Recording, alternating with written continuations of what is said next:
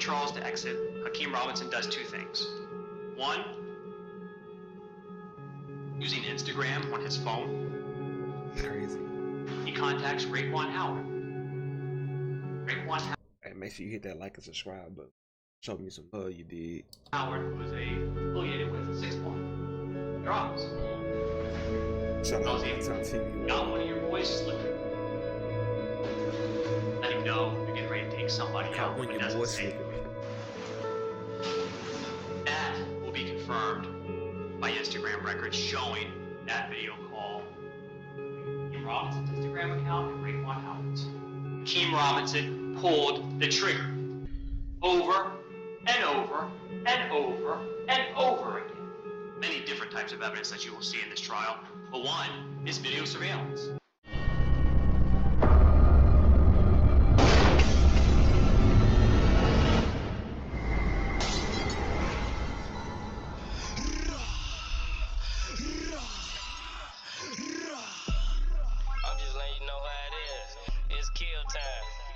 What's up, what it do? Drill Time TV checking in once again. And Young and A's homeboy Ksoo and his cousin ATK Scotty trial underway for that M that took place on January the 15th, 2020. And although both of their attorneys sounded promising in their opening arguments by implementing the beat rabbit off of 8 Mile method, and what's that? By telling the jury everything the state could possibly come up with to say in a negative fashion. Now, although they was in there cooking, the prosecutor still saying they cooked. And in fact, this case is an open and shut slam dunk based on the evidence they comprise that we go get on to later on in this video. But first, hit the like button and share this one time for your boy to spread awareness. And if you ain't subscribed to the channel, this is a good time to do it now. Thank you, I appreciate the support. I put a lot of work in this research, now let's jump right into it. Now, many of us seen the still image that's floating around of a slender-built gentleman with the two-tone hoodie and dismissed it as being Ksoo. Me personally, I had no clue. I'm just reporting. That's up to you guys to decide. So let me know in the comments. However, prosecutors saying Charles McCormick, aka Little Buck from 6 Block, home of Julio Fulio, made a diss track against ATK and spoke on a Willie Addison hit. So on January the 15th, 2020, Ksoo, his brother, his cousin, ATK Scotty, along with his friend Butta and his cousin Torgon, followed Lil Buck from his apartment complex to a temp service called Express Employment. So as they watched Buck walk into the establishment, they parked over in the cup behind his car so they'll be able to spot him when he walked out. So Buck went in there and took care of his business and lined him up a job, but as he was walking out to the parking lot, the driver stated that Ksoo called an audible. Initially, they planned for Ksoo and Scotty to pop out and chase him down and possibly shoot him in the car. But Ksoo's friend stated that Ksoo was thirstier than dead grass, and when he seen him, he said, "There you go," and popped out and got right to it. And in that moment, that's when the prosecutor said that Ksoo stood right over him and made a mess with them 223s. I caught a nigga lacking at the stove up his face. Now, how close would you say you got to him? All the way to him.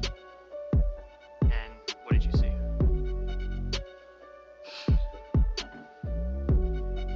His leg was separated. His face was gone. His teeth were on the sidewalk. 2 people who shot and killed this man in Arlington. This is a new picture of Charles McCormick Jr. given to Action News Jax by his family. They say he was supposed to be starting a new job yesterday when he was killed. We first showed you this surveillance video of the suspects running through a backyard last night at 5. This happened after they crashed a stolen getaway car. But luckily, it was an off-duty cop at Publix in a close proximity that heard the gunfire and gave chase to the stolen Nissan Altima that was being driven by the friend Butta. Eventually, he crashed. Now they hopped out and on feet. Officers say Scotty and Butta ran in one direction towards the house they crashed at, and Ksoo ran in the opposite direction. So the officer put his attention on Ksoo until he hopped a couple fences and got up out of there with rifle in hand and hold one.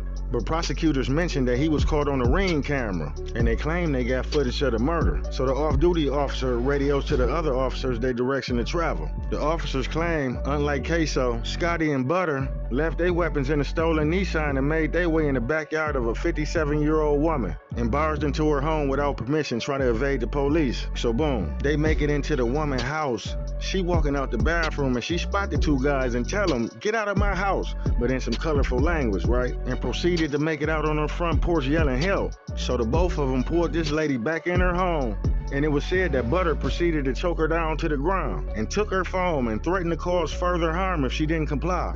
So then ATF Scotty calls Ksoo brother Crazy K.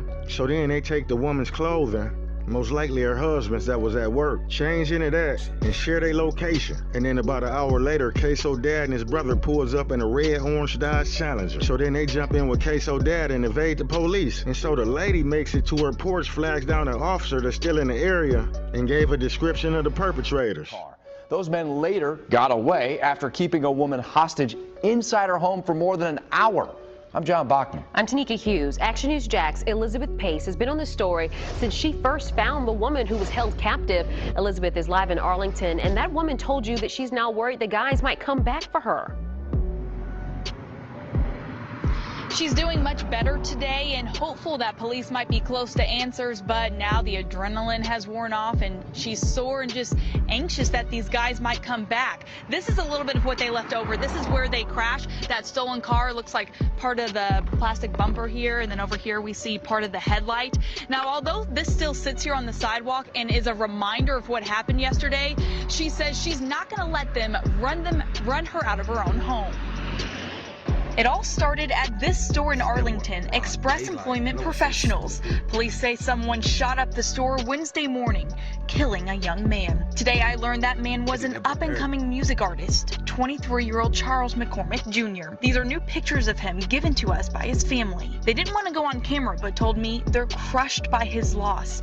He was supposed to be starting a new job that day. Before the suspects could get too far, they crashed their stolen getaway car about 2 miles on Townsend Boulevard. Neighbors gave me this home surveillance video that shows them running through yards and hopping a fence to get away from police. Then they chose a random woman's home to hide and change clothes. Okay, so what happened? So you just saw them all my house. They were in my house. I came out of the bathroom and they were in my house. We were getting video of the crashed car when I heard screams for help. She told me the two suspects just left her home after holding her hostage for an hour and a half. I helped her over to police and have checked in with her a few times since then. She says she's sore after trying to fight them off, but refuses to let them win. She's resilient. Never again, you never think anything like that's going to happen to you, and especially her. Kim was the first friend to find her. She also lives nearby. We've been putting it through our heads, all the different scenarios that could have happened, and we're just so thankful that she's alive. It could have went so many different ways. Now, we do know that JSO detectives have been back out here collecting DNA, and neighbors are hopeful that they'll make an arrest soon. Now, Butta had distinct tattoos on his forearms, and the victim provided that information to the police. That same day, officers had her look at a photo spread, and she identified Butta as the one who choked her out, but she couldn't identify ATF Scotty because she didn't really see his face clearly. But to Scotty's surprise, they didn't really need her because when they pulled her back in the house, he left DNA on her clothing. That DNA evidence along with phone records proved that Scotty and Butta were the two that broke in his poor lady house and held her against her will while assaulting her in desperate hopes to escape from the police. Inside the stolen Nissan Altima, police also retrieved DNA evidence that leads back to Ksoo and ATK Scotty. The prosecution also emphasized that the two guns recovered from the stolen Nissan that belonged to ATK Scotty and Butta, they were not the murder weapons. They saying that the murder weapon was with Ksoo and he ran in the other direction. They said ATK Scotty had an AR-15 with 27 rounds and one in the chamber and was ready to fully participate, although he didn't pull the trigger. They also found the Glock inside the car with Ksoo fingerprints on the slide. You can't make this shit up. A loaded AR-15 in the back. They gone, bro. 26 rounds, including 1 round chambered, ready to fire. That was Leroy Whitaker's rifle. Wasn't a spectator in this. He was armed and fully willing and ready to participate, and participate he did, even though he did not pull a trigger. Also, a Glock handgun. And on the slide of that Glock, fingerprint. He Robinson's. Prosecutors saying that Ksoo hit. Like, I have a question. Like, why would y'all walk in and do a drill in broad daylight? They got too many cameras around now. Like, it's impossible to get away with stuff during the daylight, bro. Unless you did some motherfucking mafia, the C word, the cartel people, or like the government, bro. It's no way possible, bro. Like for a random black kids, bro, do this is in a hurry. They're trying to get it, this to rip off of it, bro. Nah, bro, stupid, bro. Y'all threw y'all life away. Hit the cut through a nature preserve park and made it to an apartment complex near Arlington Expressway. And from there, he sent his location to his brother Crazy Chris, who was with his cousin Torgon Williams at the time at Torgon House on Dalehurst Drive, just behind Merrill Road Shopping Plaza. So they woke Torgon's girlfriend up. They've been together 5 years and told her to drive to them apartments and pick up Ksoo without telling her what happened. So she leaves to go to swoop up Ksoo and bring him back to the house with his brother and his cousin. But not before a witness that stayed at the apartment at the time described a white female driving around the parking lot like she was looking for something but unfamiliar to the area. So she described Torgon's girlfriend in the car she was in at the time. Witness told the officer that she picked up a man in a two-tone hoodie after seeing him walk out the woods. The witness also got an alert on her phone about JSO looking for the suspects and the clothing description including that two-tone hoodie.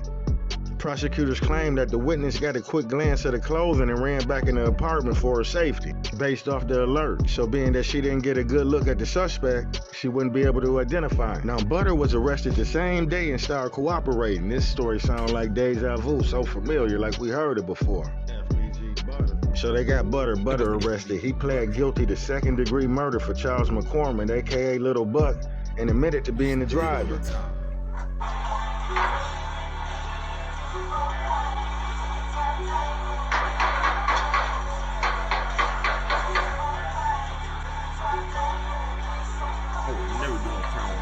He pled guilty to burglary with assault and battery for running in that lady's house fleeing from the police. He pled guilty to aggravated fleeing and eluding law enforcement for taking the police on a high-speed chase driving up to 100 miles per hour. And get this, they said he also pled guilty on a separate murder case.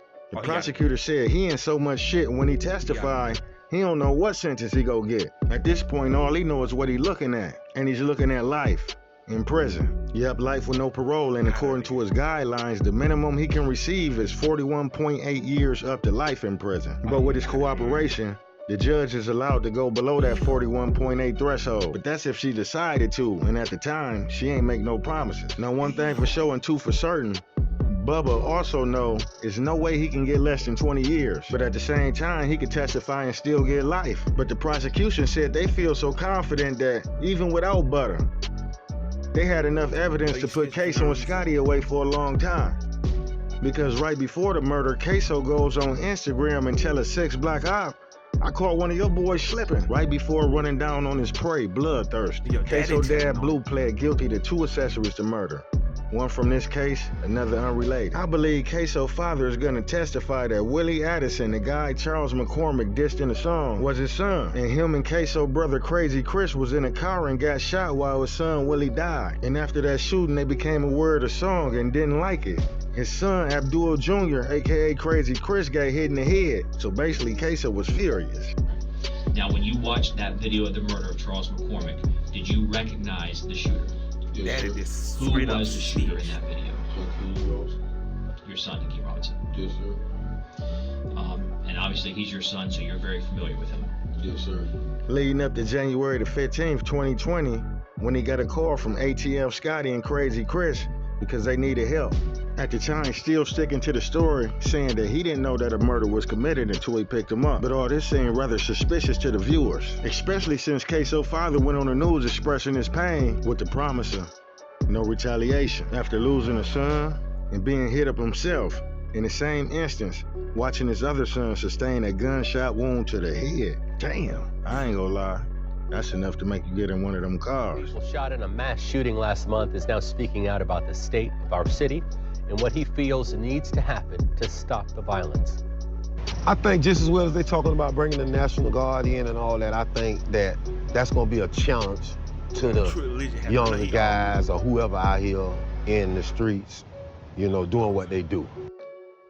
Abdul Robinson was also shot in the mass shooting. 6 were shot and 1 person died.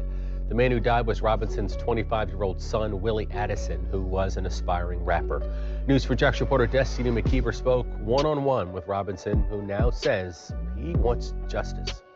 And Tariq, there have been no arrests made in that mass shooting. Again, I spoke with the father one-on-one. He says his young son, Willie Addison, was shot and killed And his other son was shot and wounded. He's still in the hospital, but he says in no way, shape, or form did this family deserve this. Posted on the fire with Dan, and we get money. Willie Addison was shot and killed after a rap event at Paradise Gentlemen's Club last month. He was in the truck with 5 other people. His dad, Abdul Robinson, was driving.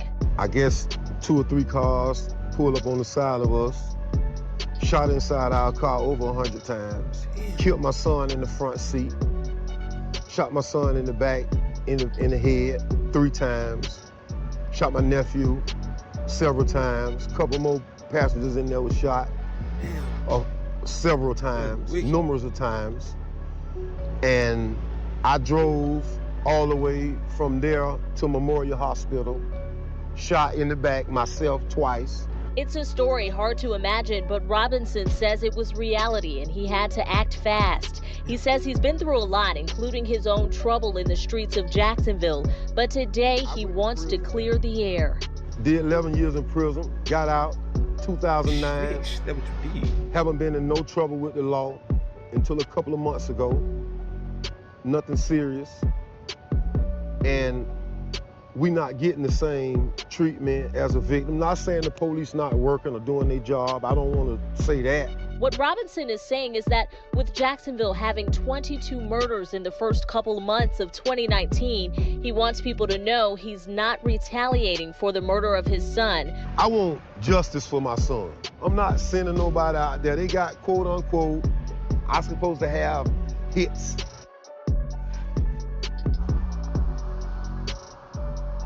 And with all the shootings in Jacksonville right now, Abdul says the talk around town is that he is initiating some of it. He's getting retaliation for his son's shooting death. He says that is not the case. He is going to let police. So let me get this straight. So he done lost one son and he ready to let the police take his other 2 to save himself? Shit, like Snoop said, it's a dog-eat-dog world. Ksoo lawyer said Pop's ready to sacrifice the whole family to sit down for 2 more years and hit the streets. Man, the game colder than a polar bear toenail. Fuck friends. You can't even trust a nigga that puts you out they sack when y'all got football numbers hanging over your back. We ain't never seen no demonstration like that. America is infatuated and romanticized about gangsterism, so it's almost natural for people not affected by the tragedy to root for the bad guy. And I ain't mad at you. But peep game, if you go out right now and catch a hat and all over the news and they call your parents in and point you out, and you really think you gonna be back in the streets rapping about dead ops? Shit, I don't think so. They took this case to the box, meaning if they happen to lose, it's a wrap. You'll never see them again. Ksoo lawyer mentioned that Butta a failed rapper and Ksoo just got signed for $40K in 2020. So they was jealous of him, but quiet as kept in 2020, a lot of people was lit. That was the era of PPP where you could find your neighborhood junkie walking around with a 40 or 50K play. And a lot of them still on their feet to this day. And these ain't no random witnesses that seen something from afar. And these the getaway drivers, fuck you talking about Blue and Butter saying this shit and putting themselves on the scene of the murder. And saying Ksoo the sole shooter. I don't know if Butta tried to sauce the story up a little bit, but he said Ksoo was even gonna shoot at the cops, but him and Scotty told him, chill out, shit, this ain't no movie, you feeling yourself too much. Because if they get to throw him back, you done made us all a memory. But at the end of the day, what can we learn from this? And Ksoo father said the way his body set up, he can't do 20 years, he just did 11, he got health complications. And he ain't trying to die in that motherfucker, he said y'all should have let the police do their job. Everybody on the case family but one person, but Nas said it the best. A thug changes, and love changes, and best friends become strangers. Word up. And that's crazy, right? But make sure you get in the comments like subscribe to the video, subscribe to the channel. Also, that's crazy work.